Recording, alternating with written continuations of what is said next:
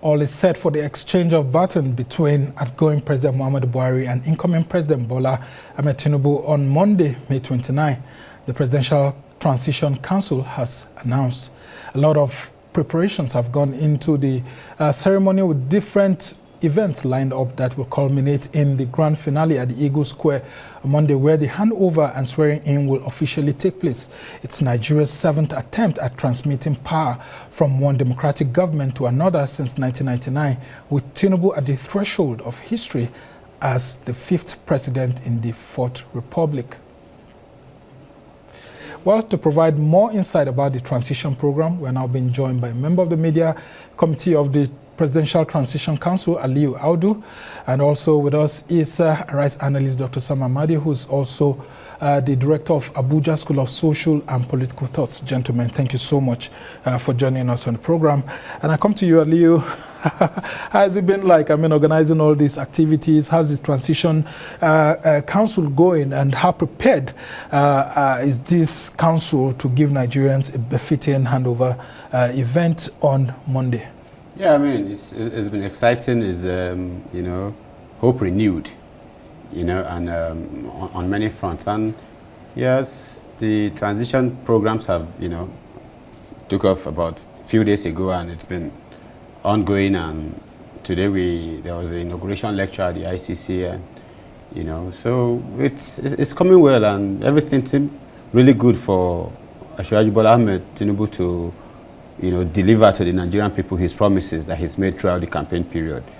He said this is his lifelong dream. And how prepared is he to actually mount that rostrum and receive, the mantle of power from your association with him in the past few days? I'll tell you that in Asiwaju Bola Ahmed Tinubu's presidency, we'll have the most prepared ever, president of the Federal Republic of Nigeria, the most prepared ever.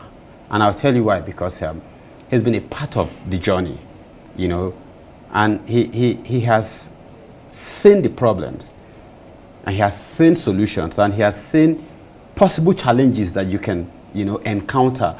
And he's been able to build a team, and he has left legacies, in a different sectors. Is it wealth creation, human capital development, talent identification, and, nourishing? He's done all of this, and he's come to the point where the hope of the average Nigerian is actually on the low, and he's aware of it. And the very determination for him to deliver those he knows that he can deliver to the country. This is why he came back. All right. This is why he joined politics. Yeah. And so I come to Dr. Amadi. How have you seen all the arrangements going on at the moment?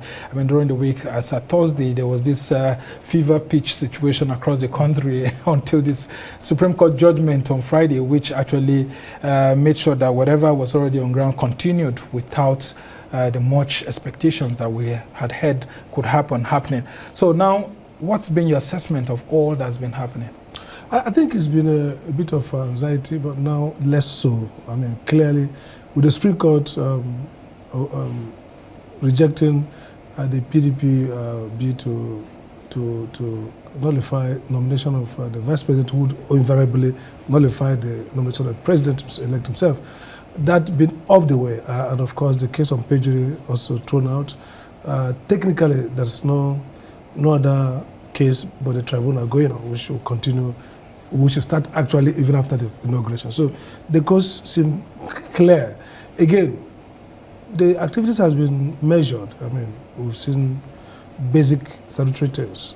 Handover happened 2 days ago, which is basically formality, because the president will be a president after May 29. So basically he can hand over anything to him, otherwise it will be unconstitutional. But it's based on the Executive Order 14, which was put in place. That Executive Order, actually, some people are thinking, could be challenging because some questions are necessary. Because let me tell you what I've done well with Executive Order is to streamline process of handover. If you watch the US process, briefings for the incoming, security briefings, all those things have to happen. So the Executive Order is good to the extent that it created a handshake between the outgoing and the incoming. So it streamlines, which is a very good thing. So this president is coming in fully briefed, aware of what things look like. But the connotation or the language, maybe they should have changed it. Don't say handover, because you can't hand over, you can't start dealing, receiving the official documents of government in that sense until you become president. So, but hasn't he been receiving security briefings and all of that? No, those security briefings, for example, if you watch the security protocol, they brief the Senate president is briefed oftentimes, depending on need to know. They can brief speaker. So they even brief former presidents if they like. So, but the chief executive, the commander-in-chief of the armed forces, the president, is the one who has control of government. So the point I'm making is that he has the right to be briefed of, in fact, almost everything, because he's going to take over power. But again, the nuances and the legality of it is avoidable. We could have moved on. Again, second point is that because Abuja is a little bit caught in a dragon, opposition and ruling party, maybe the boss is not on the streets. You know, if you, for the first time we have seen a president who didn't win or score very high in Abuja. So that explains some of the low tone. But activities have gone as scheduled. I was yesterday when I had the show, the big show. Yeah, in the night, the musical concert. I was driving tonight. Many people didn't know, because apparently you would think that Abuja is like Washington DC. Many of the people are opposition people, so they have no interest to go. But apart from that, this has gone as scripted. This is basically formalities that will culminate in taking over power. And maybe after power, you now see when the inauguration, you now see the ballroom party. We know how many who will go. We see some opposition people there. But essentially, the real thing is that the government is now set to transition to another PDP, APC government. In 2015, it was more historic, because a ruling party was defeated by opposition.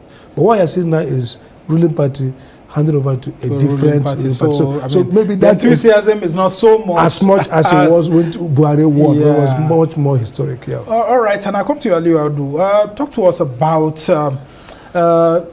Tinubu's preparation for power himself. We've seen him going out of the country over and over. Based on what we have heard, preparing for this day. We've seen his wife being taken around the presidential villa by the wife of the outgoing president, and then we've seen Kashim Shettima, and then eventually Tinubu himself was taken around the presidential villa by President Muhammadu Buhari and all of that. We've also heard that Tinubu is coming prepared, just like you have said here. How do you think that this preparation can be received by Nigerians from a different perspective? Do we expect Tinubu to announce his cabinet, I mean, as soon as he's handed over this baton, or should we expect another 6 months like Buhari did to study what the federal government is all about? Since Tinubu himself hasn't held this position before, Buhari was former head of state, yet it took him 6 months to announce ministers. All right, I mean, before I respond to that, I quickly want to say something about what my elder brother here said. You see, the handover itself, like the order 14, executive order 14 that he's talked about, it's that particular thing. It's one thing Nigeria, the whole of Nigerians need to be appreciative of President Muhammadu Buhari for. And I'll tell you this: with that executive order 14 and with the presidential transition council bill that's going to be passed, and it shows that we would have grown, our democracy would have grown on America's democracy by like half a century. After 260-something years of democracy, former President Donald Trump nearly truncated their democracy. The only thing that kept it alive was an institutionalized transition system of processes for handover of power from a sitting government to a sitting government, to an incoming government. That saved them. Don't we have constitutionally guaranteed processes already in place? Why do you need an executive order? I mean, that's what I think you were trying to say. Absolutely. So what it means right now is prior to now, what we've had has been the 29th of May, hand over power to the new government coming in. But what President Muhammadu Buhari has designed to put in place is there are 9 interest area of governance. There are a lot of policies, there are projects, there are work done, there are, problems tackled, there are problems encountered, and there are, notes put forward for the incoming government to like, these are the documents of what we've done in the last 8 years, what we try to do, challenges we've faced, and these are areas we think you can easily, make quick wins and get. That is what it is. It has never been a part of our system. Yeah, it is an improvement. But in the past, people used to hand over documents. I mean, permanent secretaries, ministers would be asked to do something. I mean, Buhari himself received notes from the outgoing Jonathan administration. So that's why it's a little bit confusing to some people as to, do we really need this executive order? Yeah, you are aware that there are situations where an outgoing governor isn't present at the swearing in of a new governor. Yeah. With that bill, you are mandated. It becomes your responsibility to be there. Okay. Do you understand? And so are there any penalties for default? No. So is it because you know what happens in Nigeria. These are like lacunas that could create problems tomorrow if they are not taken care of right now.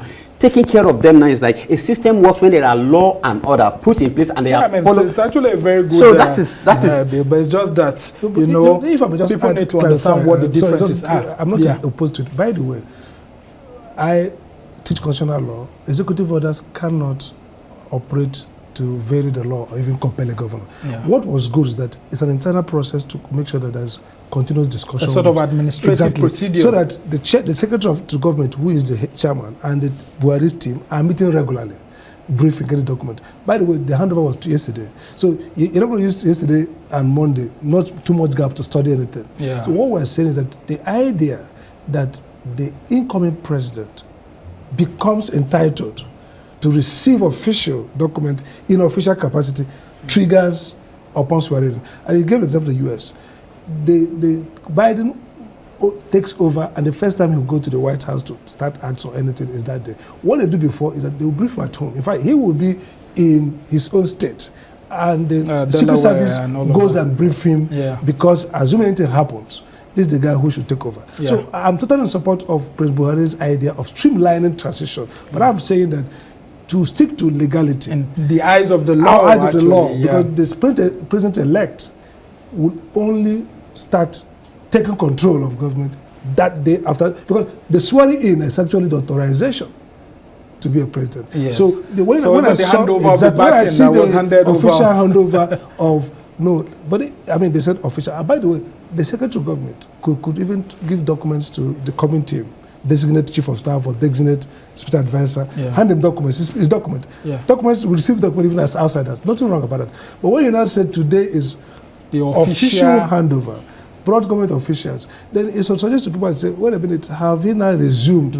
So I agree that the resumption order 10 is good, but maybe the way it was executed. We are learning. Next one, I'm sure Audu will do better for another person. So go ahead. I think if you understand what the power of the president of our republic is, as outside stated then, when they designate, it means any other duty, any other assignment that he discretion. But there are certain things within our national existence and our development that should not be left to discretion. It should be a matter of law. There are too much discretionary powers in our government system. And that is what Buhari has just brought in, President Muhammad Buhari. So we should appreciate that. It is not a learning problem. No, it is an advancement. There are some people who have even said that the president should be sworn in inside the National Assembly and not the Eagle Square.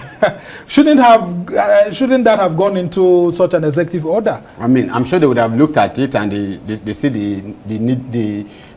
If you want the executive arm to be, away from the legislative arm, and you compare the head of the executive arm to go to the legislature to be sworn in, it puts some sort of superiority over. But wouldn't it be three arms of government? The chief justice swearing in, the head of the executive inside the legislature. But the location, the place where it happens matters. Yes. We're not running a parliamentary system of government. It's an executive system of government. It's the chief justice of federation who swears in the president. Yes. And it's best to happen if it's not an executive presidential office, maybe the Eagle Square. Not too wrong about that.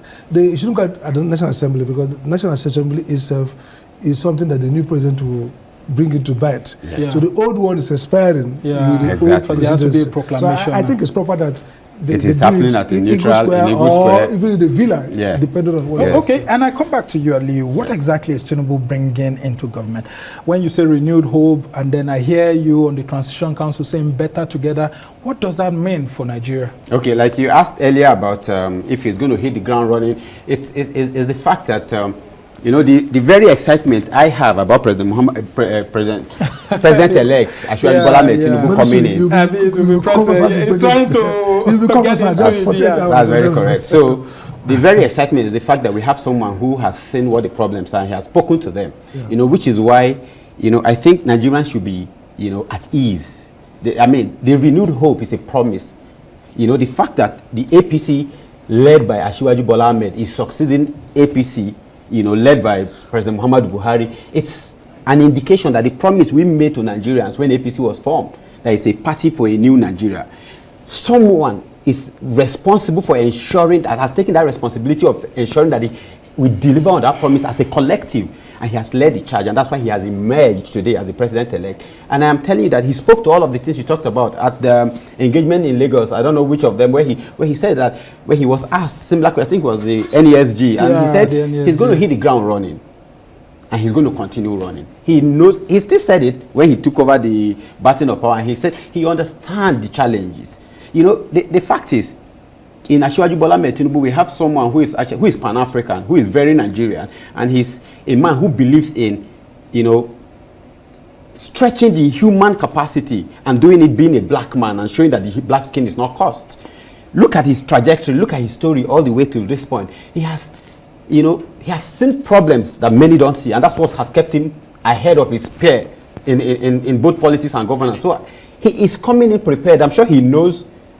He delivered. He promised about 10% growth on our GDP, and a lot of people were questioning how feasible. It's Asiwaju Bola Ahmed Tinubu we are talking about, the same man who took an IGR of a Lagos state from 600 million, you know, to about 7 billion in 8 years. As at that time, the closest to him in 1999 was River State with 550 million per month, and Delta with 500 million. By 2007, none of them had grown by 100%. But you have a governor that has grown the economy. IGR, you know, we keep mentioning IGR and people don't understand what it means. Like, it's actually the measure of activities, what government gets back from the activity government creates in the economy of a state. You know, if Lagos State is charging luxury tax, Abuja dare not charge that.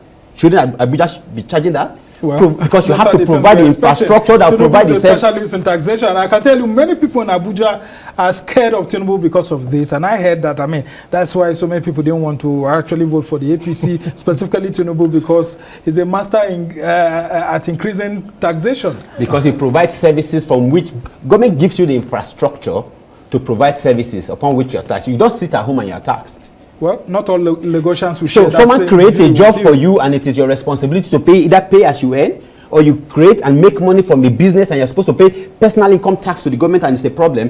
Developed countries we talk about, we have everybody saying Japa. Ask anybody who goes there. The tax you pay build the states. All right, I'm saying Dr. Sam Amadi nodding. I think you want to contribute to that conversation. But basically, I think he should be prepared, because, I mean, like I said, he has been the person who has desired this office longer than maybe Buhari. Two of them on the same track, okay? They have wanted to be president for too long. Himself, he didn't run an election, but he has been interested in president. So I think he should be prepared. But the question is how he delivers. Because preparation is one thing. And three factors I think Tinubu will have to take in consideration.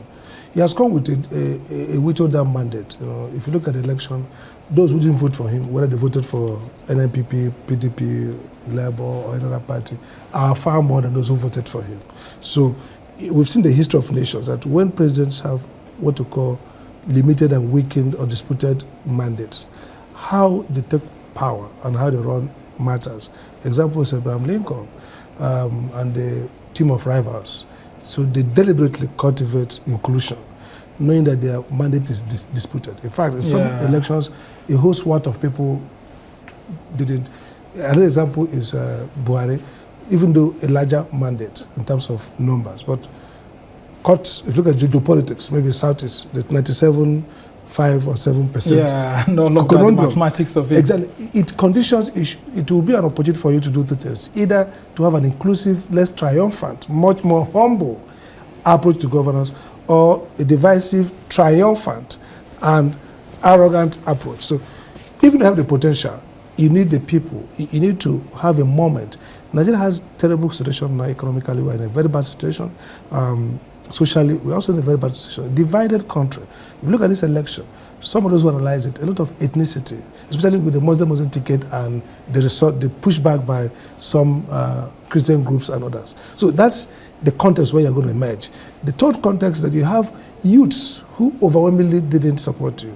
He made a statement when he took over, when he was declared the elect. I think he said, "I heard you clear, youths." Yeah. So that presupposes I heard the message. You guys have problem supporting me, and you have the numbers. The number. But look, I will respond in this way. So what is important? 3 things Buhari, he learned from Buhari, who appointed the team. Buhari came, one, because people perceive him as honest, as decisive, a former general, who was going to deal with 2 things, corruption and terrorism. It took 6 months, but the tragedy was that he recycled people whose optics. Very so quickly. the body language failed. Now, Tinubu has to do a different thing. The second thing he has to do differently is that taxation, very good, I mean, it's debatable. If you tax the rich, progressive taxation, and Tinubu's economic manifesto reads like more of diverging from Buhari's. He's somebody who believes in what we call managed markets, it looks like. So he's probably going to change that strategy, not tax the poor who are brutalized, but tax the rich. He said that he will be expanding the tax net rather than increasing more. And then, because waiting. if you make IGR at the detriment of purchasing power of the public, I will say in Lagos actually, that you see a lot of indicators. The HDI of Lagos is not very good.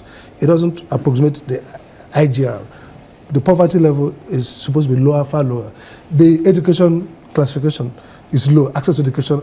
Rural communities are left out of this bargain. So the lesson he will learn also is to create a more inclusive, protect the people, and be more distrustful of the private sector. You see, the notion of private sector wealth, billionaires creating wealth, but the people are not. So he has lessons to learn. He has experience. He has. You've already given him some very good expo, if I may say that. Just before we end off this, we round off this conversation. The biggest issue that Tinubu will be facing is the issue of legitimacy. I mean, a lot of people are saying that, look, he can't enter some places and hold his head high because the election is being disputed. Unlike Buhari, who came into power in 2015 without a court case hanging over his neck. Well, how do you think that would affect his governance policies? Quickly. I don't think it will affect Asiwaju's governance in any way, and I don't think there's any problem with his legitimacy of his presidency. Despite the court case? It's part of the constitutional requirement for people who lose to go to court, so that we show that everything is by the law. There's nothing wrong with it. President Muhammad Buhari went to court a few times when he was. So it's part of the process. We should embrace it. We should actually, so we can challenge our judiciary and challenge others. There's nothing wrong with it. It has nothing. I mean, Sir here talked about the number of people, the Constitution did not say if the number of people who voted against you. It says clearly, if you have the superior number and you have certain percentage, a quarter in 2/3 of the states, he met and surpassed any of them. No, I'm not challenging. None of the other candidates, none of the other candidates meet it. And it's even more ridiculous, which is exactly what the court has said. The tribunal has asked them to harmonize their case. It's like, you came second, you came third, both of you are claiming first. So you can arrange yourself. Who is first? And the beauty of it is, by the time we return to court, when tribunal resume by the 30th of May, on Tinubu's first day in office, you would have President Asiwaju Bola Ahmed Tinubu's portrait hanging in the tribunal court while they will be there looking at it. That's not good. I mean, that's actually, I would think that you shouldn't say that, because it will suggest like this is fait accompli. When the picture is there, case closed. Anybody still talking about legitimacy today, it means it does not mean well for him or herself or for the country. I'm sure. So those are not the people we should spend time trying to appease to. I don't think we are interested in people who are himself will not say that. Asiwaju himself will say that the judges will act fairly, whether pictures there or not. Parties. Because that is expected. Yes, so if his president does not mean that the judges will freeze out of the case. All right. You are right to say what a better he has place, a legal actually. legitimacy. But nobody should question legitimacy. It should not be No, mentioned anywhere. It's in the hearts of people. I Exactly. mean, it's in the hearts of people. People You can't can question question that. legitimacy. So You have to there's earn the- it. Legitimacy is Yes. given by certain terms of the law. Yeah, of so the course, moment definitely. you meet those terms, That's why you have I usually tell legitimacy. people, you may not love your president. Legally, you are right. You may not There's love your legal president, legitimacy. but you have no choice than to love your I think country. he's legally So- legitimate. He wants the Yes, pronouncing. yes. But political legitimacy is about people say, I don't like this guy. He's my president. He can't kill them. But despite the fact that Despite he's it's your legal. So all right, you have to work hard to what win a way that to actually political leave legitimacy. this conversation. It's left for Nigerians to actually know that this country belongs to all of us, and we have a country to run, irrespective of whatever is before the court. And we must thank Aliyu Audu very well. He's a member of the Presidential Transition Council Media Committee, and then of course our own Dr. Amadi, who is a rights analyst and the director of Abuja School of Political and Social Thoughts. Thank you so much for joining us.